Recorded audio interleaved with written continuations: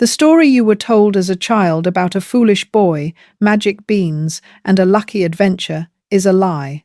It is one of history's greatest deceptions. The version sitting on library shelves today was sanitized by Victorian aristocrats who were terrified of what this story actually meant. They buried the truth under happy endings and moral lessons because the original tale was too dangerous to whisper in a nursery. But the real story? It reaches back 5,000 years. This tale is older than the pyramids of Giza rising from the Egyptian sand. It is older than the first words of the Bible. It was being told around fire pits when humanity was still figuring out how to survive the night, long before Rome or Greece were even thoughts in the minds of men. What you are about to discover is not a fairy tale at all. It is an ancient, revolutionary manifesto hidden in plain sight. It is a brutal, bloody allegory for class warfare that someone, specifically, wanted you to forget. The Jack you know is a plucky hero. But the original Jack? He was a desperate, amoral survivor in a rigged system. And he didn't climb that beanstalk to go on an adventure. He climbed it to burn the system down. The evidence for this has existed for millennia, but modern science has only recently unlocked it. And it changes everything. For centuries, the origins of this story were dismissed as unknowable, lost in the fog of oral tradition. Folklore was seen as soft history, a game of telephone played over generations where the truth inevitably rotted away. But that assumption changed recently, and the evidence didn't come from a dusty library or a collection of children's books. It came from a laboratory.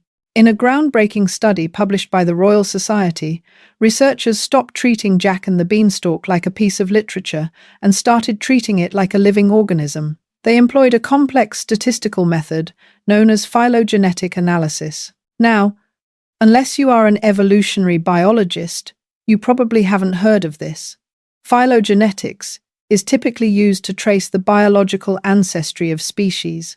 It is the tool scientists use to map the tree of life, tracking how a single strand of DNA mutates, branches off, and evolves into entirely new animals over millions of years. It's the same technology used to track the mutation of viruses as they spread across continents.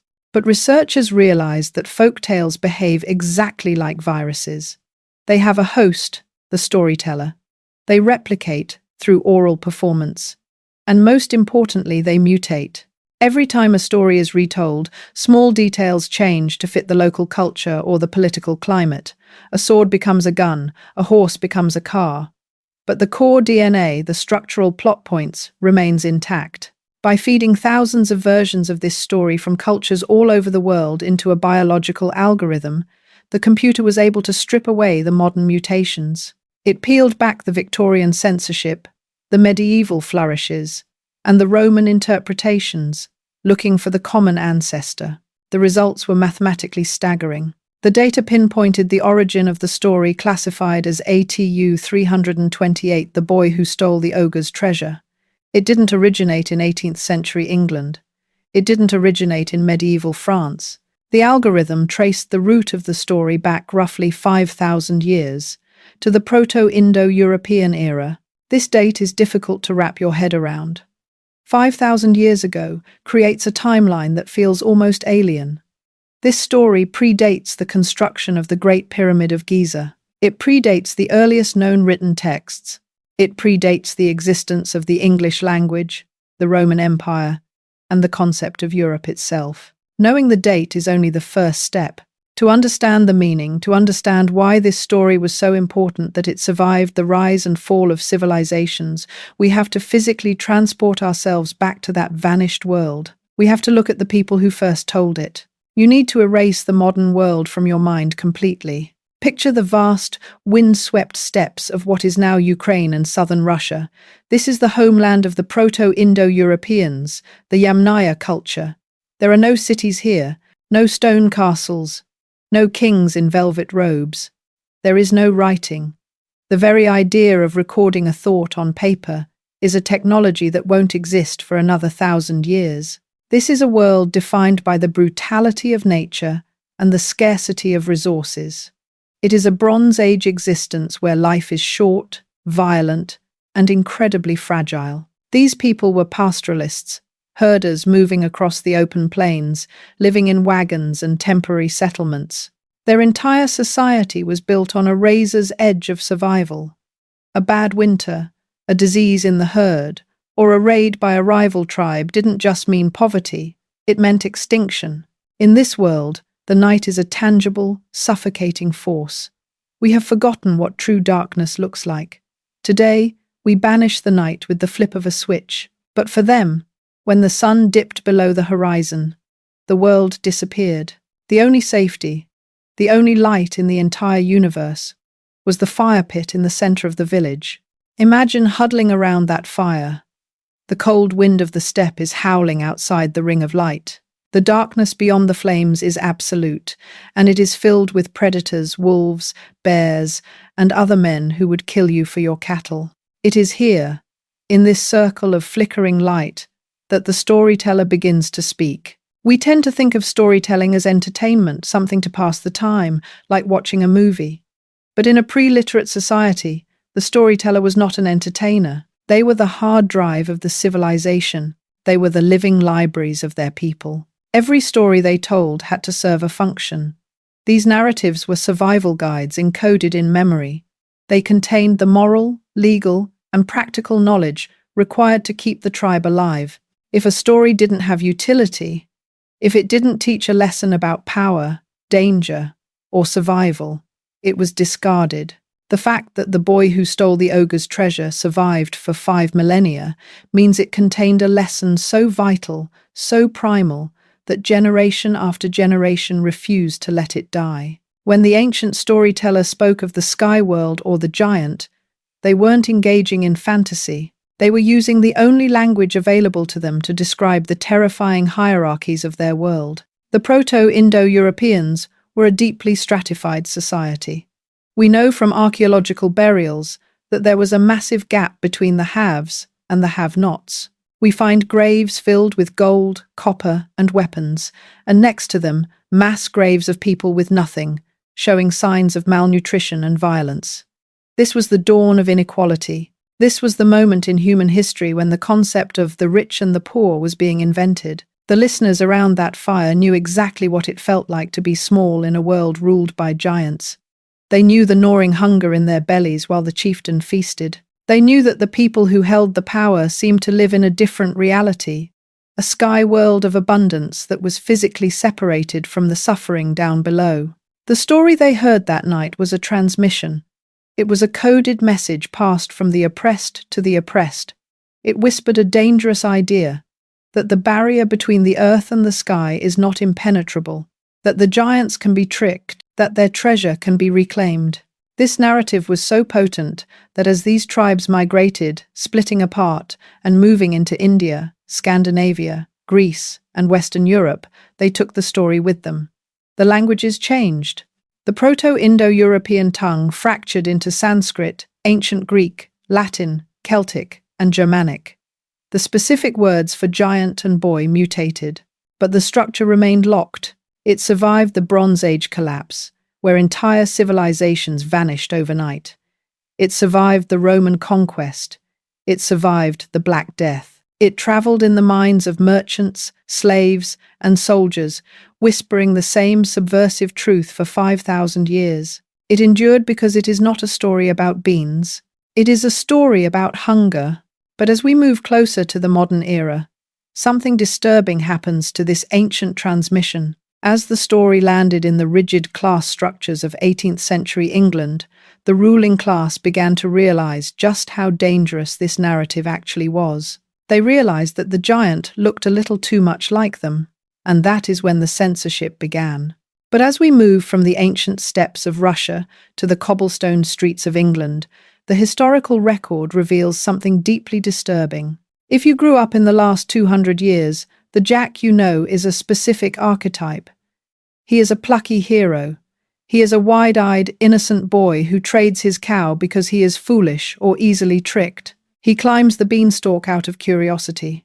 And most importantly, when he steals the giant's treasure, we are told he has a moral right to do so. We are told the giant is evil. We are told the giant stole from Jack's father first. We are told Jack is just reclaiming his birthright. But here is the cold, hard truth that Jack never existed. That character is a forgery. He is a fictional construct invented in 1807 by a Victorian writer named Benjamin Tabart. Tabart wasn't just an author, he was a gatekeeper. He owned the Juvenile Library in London, and his business was selling stories to the wealthy middle and upper classes. But when Tabart looked at the ancient oral tradition of Jack and the Beanstalk, the version that had been circulating among the peasantry for thousands of years, he didn't see a fun adventure. He saw a threat. He found the real Jack too dangerous for children's ears.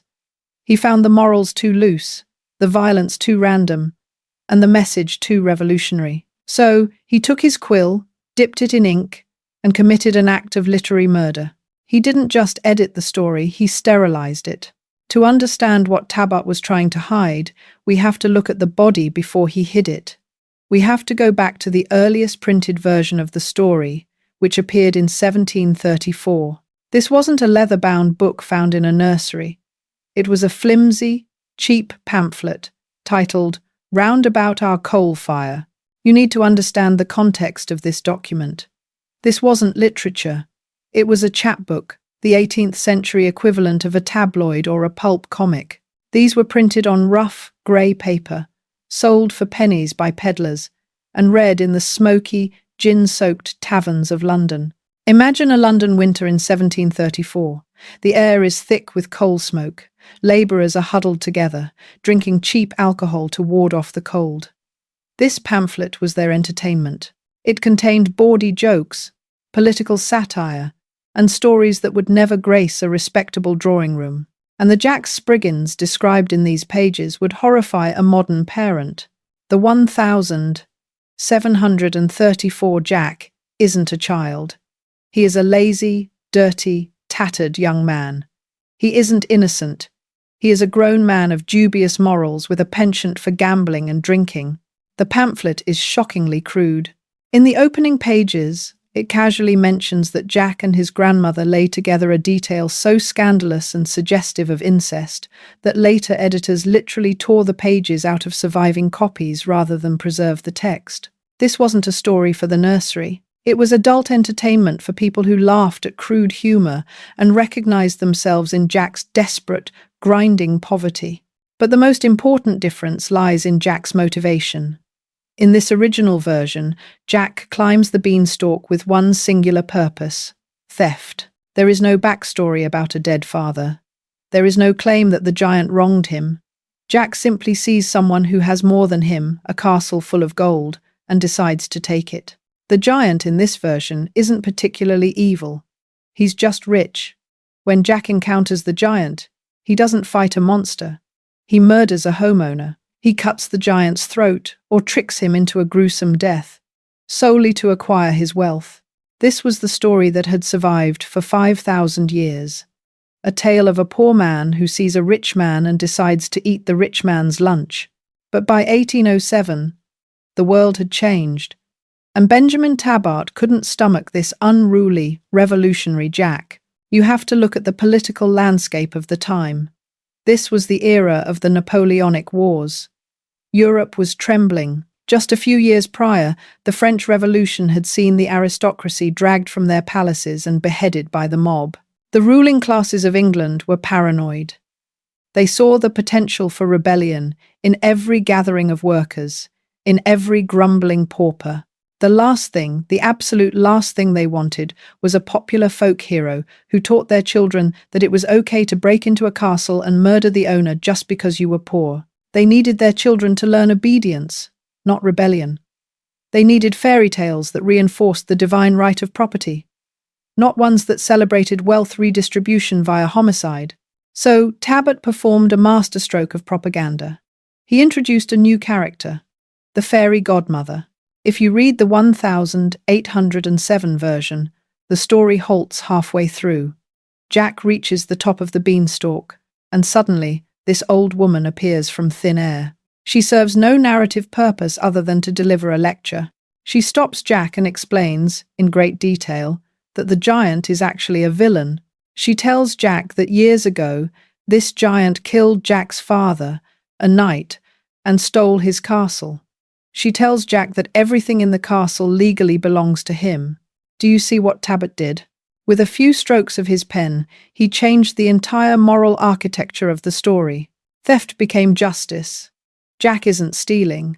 He's repossessing his own property. Murder became execution.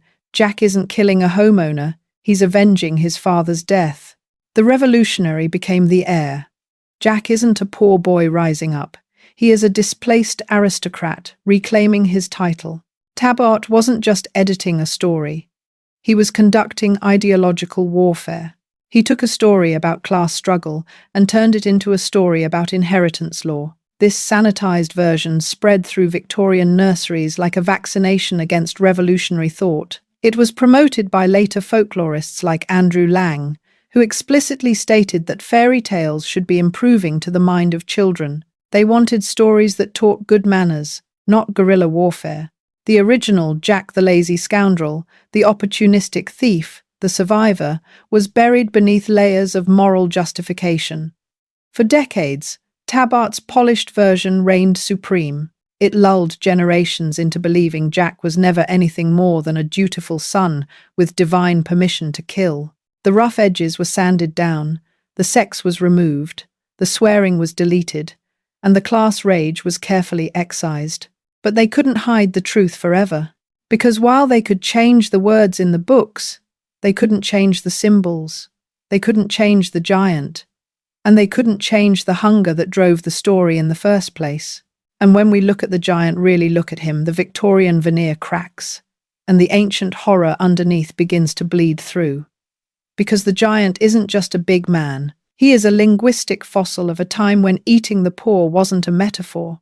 The Victorian editors did their best to make the giant a cartoon villain, a simple bad guy for Jack to defeat. But if you strip away the top hat and the sanitized dialogue, and you look at the raw bones of the character, you find something that should make your blood run cold. You have to ask yourself, why is the giant a cannibal? In almost every version of the story, from the 5,000-year-old original to the modern cartoon, the central threat is consumption. The giant doesn't just want to kill Jack, he wants to eat him. He grinds bones to make bread. He smells the blood of an Englishman. This isn't random. This is a cultural memory. Now, consider the giant himself. To understand him, we have to look at his name. In the earliest French versions of similar tales, the creature is called an ogre. This word traces its lineage back to Orcus, the Etruscan and Roman god of the underworld.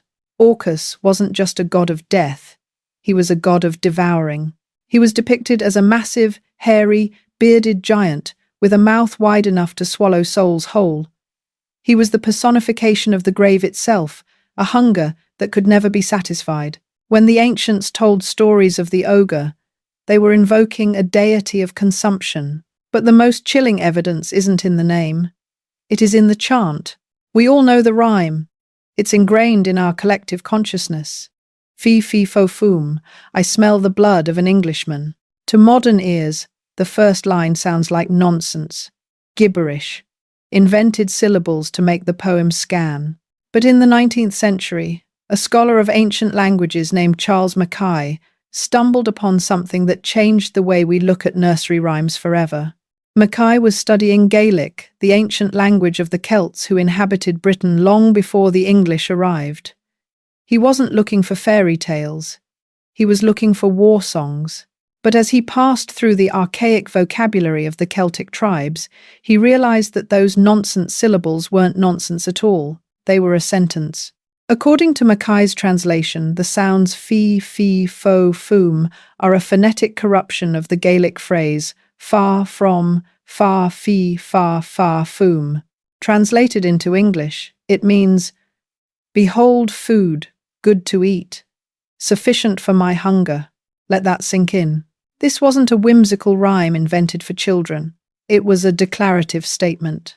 Mackay theorized that this was the battle cry of the ancient Celts, the indigenous people of the British Isles, standing on the cliffs, watching the ships of the invading Saxons, the Englishmen, arrive on their shores.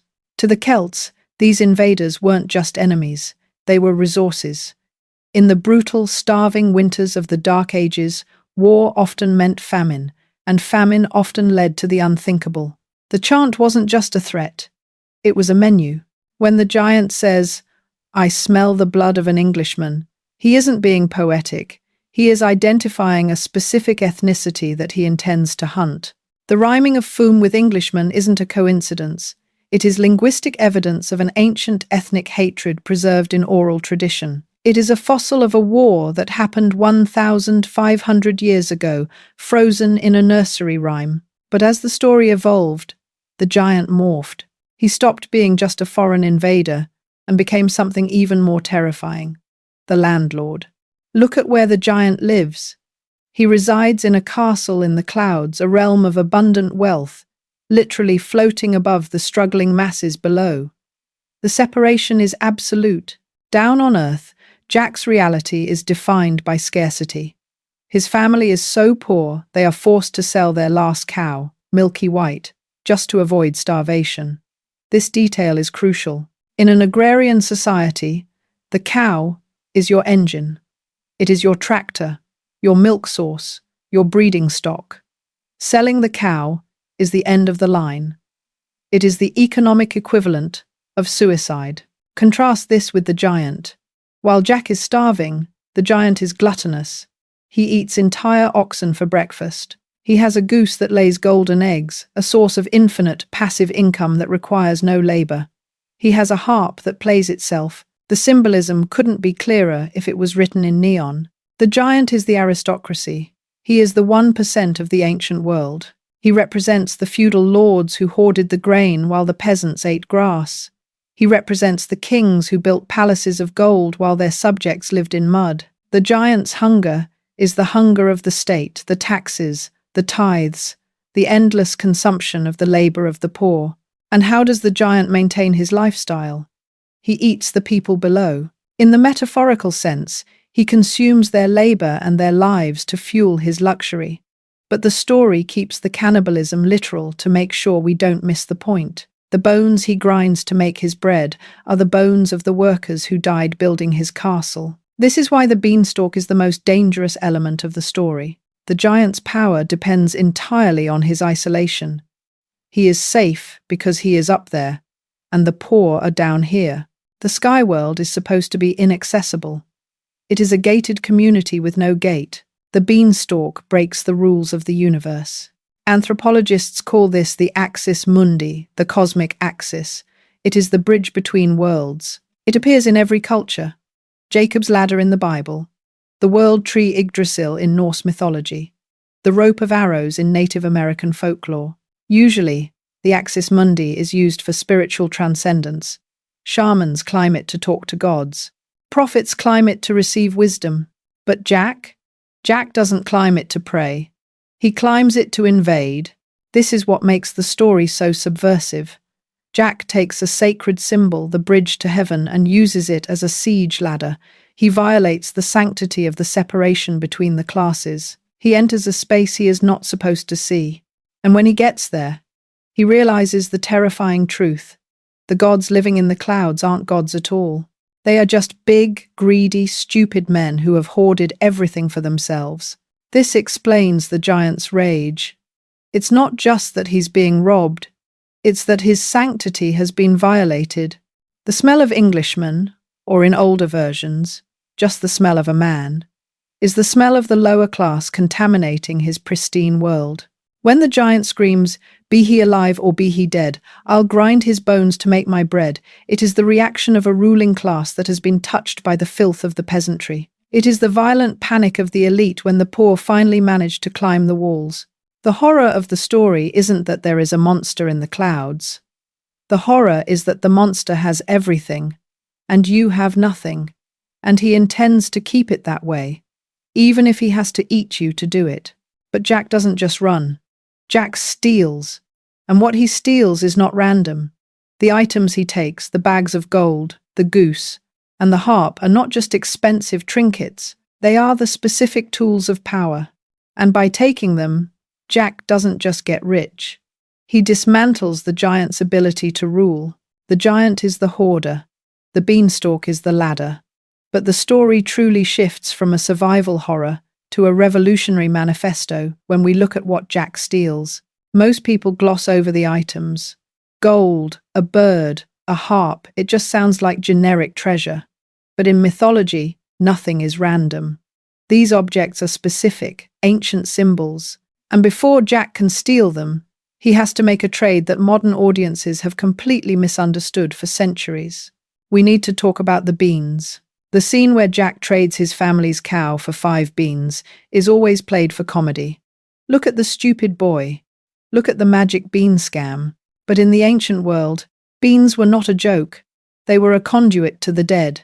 In Roman funeral rites, the Lemuria, the head of the household, would walk barefoot at midnight, throwing black beans over his shoulder to feed the spirits of his ancestors.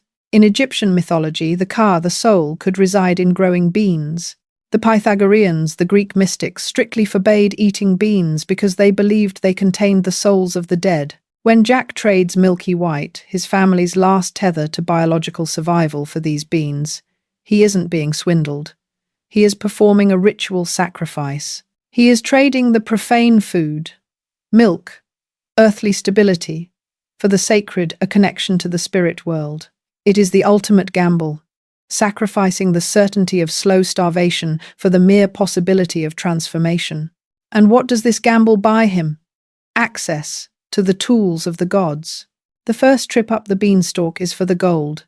This is the most straightforward theft, but also the most necessary. When Jack steals the bags of gold coins, he is simply repatriating wealth. Remember the 1807 fairy godmother retcon? She claims the castle belonged to Jack's father.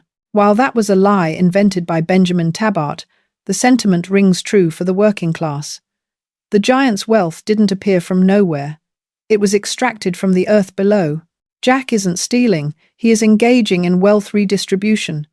He is taking back the surplus value that the giant, the aristocracy, hoarded.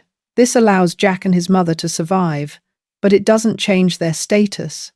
Money runs out.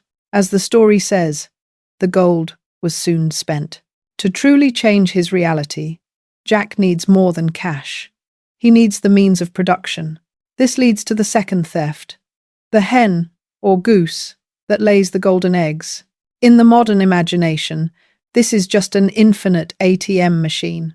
But the golden bird is a symbol that predates banking systems by thousands of years. We find it in the Jataka tales of India, written over 2,000 years ago. In Buddhist mythology, the golden goose is the bodhisattva, the future Buddha himself born in animal form. This bird possesses perfect wisdom. It has the ability to see the future and understand the nature of reality.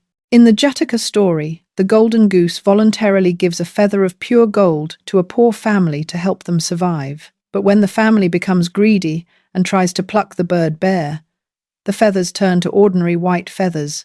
The lesson was clear. Wisdom and enlightenment cannot be seized by force. You cannot loot enlightenment. Except Jack does. In the Western tradition, Jack rejects the Buddhist warning. He grabs the bird and runs. He steals the source of infinite potential. By possessing the goose, Jack is no longer dependent on the economic system of the giant. He has captured the engine of wealth creation itself. He has seized the means of production. But even this isn't the ultimate prize. Money and stability are powerful, but they don't control the minds of men. For that, Jack needs the third item, the harp. This is the item that changes everything. Have you ever wondered why the harp is the only item that talks? The gold is silent, the goose squawks, but the harp has a voice.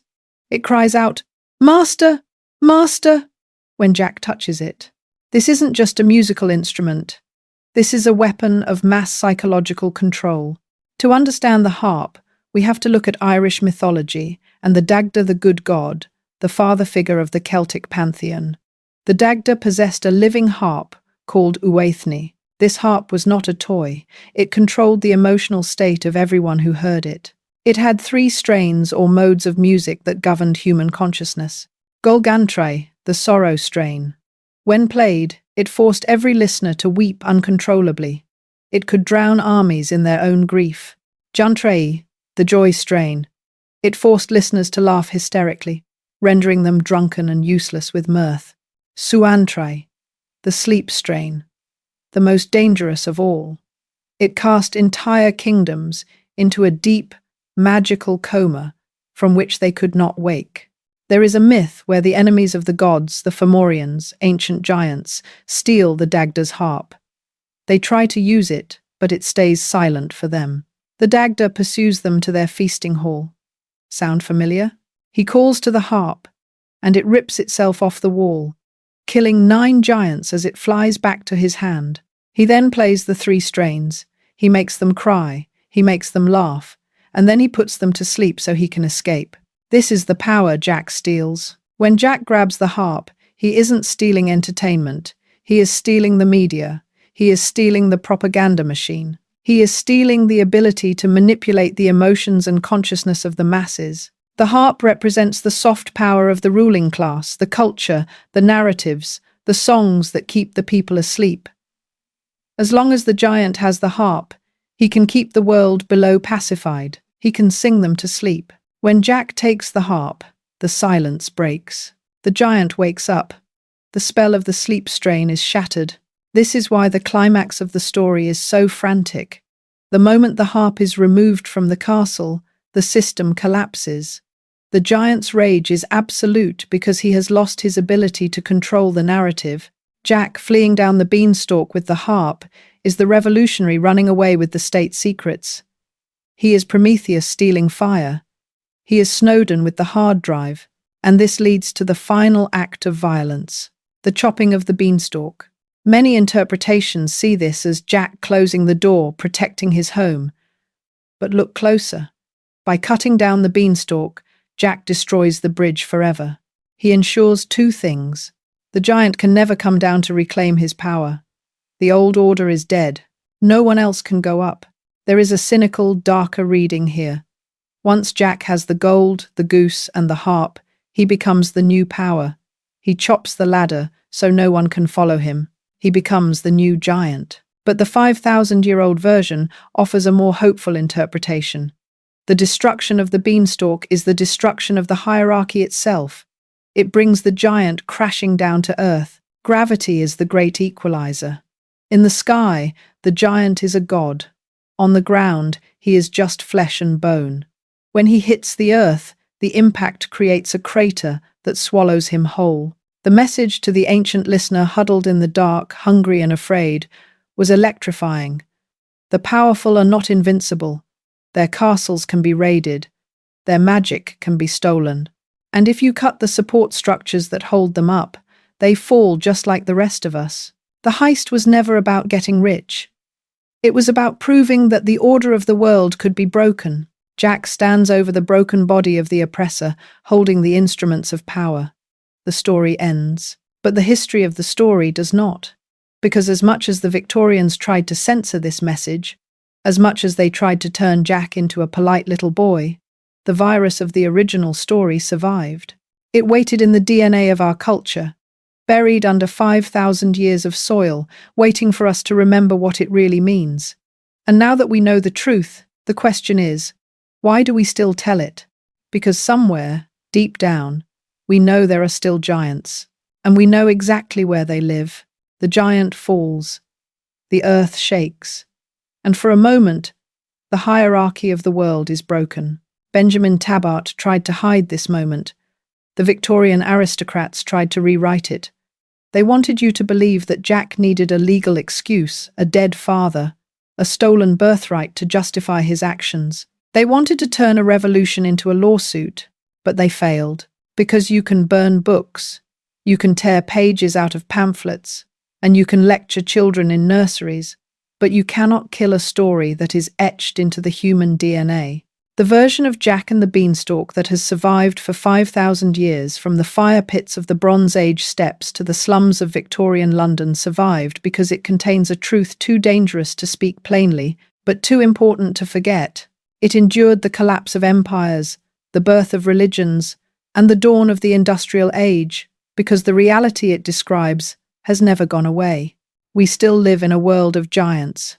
They just don't live in clouds anymore. They live in penthouses that scrape the sky, in boardrooms that decide the price of bread, and in systems so vast and complex that they feel as untouchable as a castle floating in the air.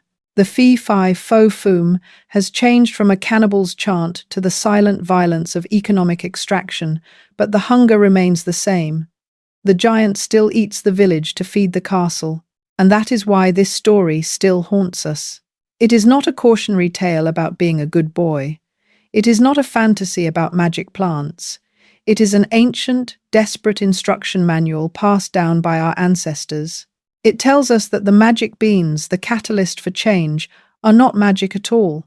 They represent the moment a person stops accepting their starvation as inevitable. They represent the realization that the world above is not heaven. It is just another place, and it can be reached. The story teaches us that the bridge between the haves and the have-nots, the beanstalk, is perilous. It teaches us that climbing it requires sacrificing the little safety we have. It teaches us that if you want the golden goose, if you want the wisdom and the wealth that has been hoarded above, you cannot ask for it politely. You have to take it. And most importantly, it teaches us that giants bleed. The reason the ruling classes of the 19th century were so terrified of this story is the same reason it resonates today. It is a reminder that the natural order is a lie. Gravity works on everyone. And if you chop hard enough at the roots of the system, even the things that seem like they will hang in the sky forever will eventually come crashing down. History is filled with stories like this, truths buried under centuries of censorship, rewritten by the winners to keep you compliant. If you want to help us dig them up, if you want to peel back the layers of the official narrative and see the raw, unfiltered history underneath, click that subscribe button and turn on notifications. The history books are lying to you. Let's find out what else they're hiding. I'll see you in the next one.